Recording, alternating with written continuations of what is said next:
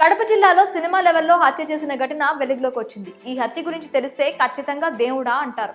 అంత దారుణమైన హత్య ఇది. ఏకంగా మంచం కింద బాంబు పెట్టి మరీ వీఆర్ఏను ఘోరంగా హత్య చేశారు. ఈ ఘటన ప్రస్తుతం కడప జిల్లాలో సంచలనం సృష్టిస్తోంది. ఈ ఘటనలో వీఆర్ఏ, అతని భార్య ఉన్నారు. వీఆర్ఏ స్పాట్లోనే మృతి చెందగా ఆయన భార్యకి మాత్రం చాలా తీవ్రంగా గాయాలయ్యాయి. దీనికి సంబంధించిన పూర్తి వివరాలలోకి వెళ్దాం. కడప జిల్లాలోని వేముల మండలంలో కొత్తపల్లిలో ఉంటున్నారు మృతుడు నరసింహ.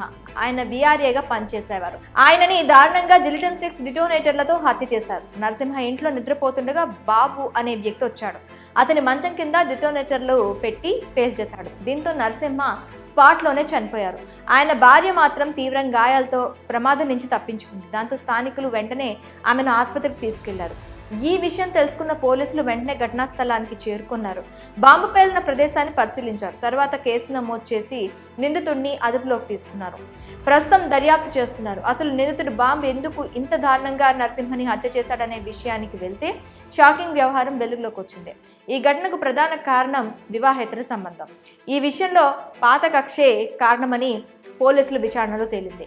బాబుని అదుపులోకి తీసుకుని పోలీసులు ప్రశ్నించగా ఈ విషయం తెలిసింది. ఈ ఘటనలో నరసింహ ఇల్లు ధ్వంసమైంది. నరసింహకు కూతురు పుష్పవతి ఉంది. కన్నతండ్రి చనిపోవడంతో కన్నీరు మున్నీరు అవుతుంది.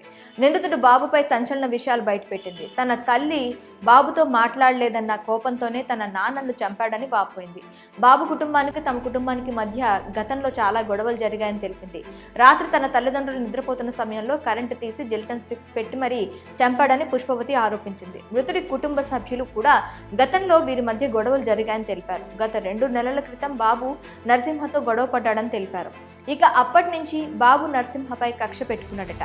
దాంతో ఈ హత్యకి పాల్పడ్డాడని కుటుంబ సభ్యులు తెలిపారు. కాగా ఈ దారుణమైన ఘటన ప్రస్తుతం ఆంధ్రప్రదేశ్లో సంచలనంగా మారింది. ఈ ఘటనపై మీరేమనుకుంటున్నారో కామెంట్స్లో తెలపండి.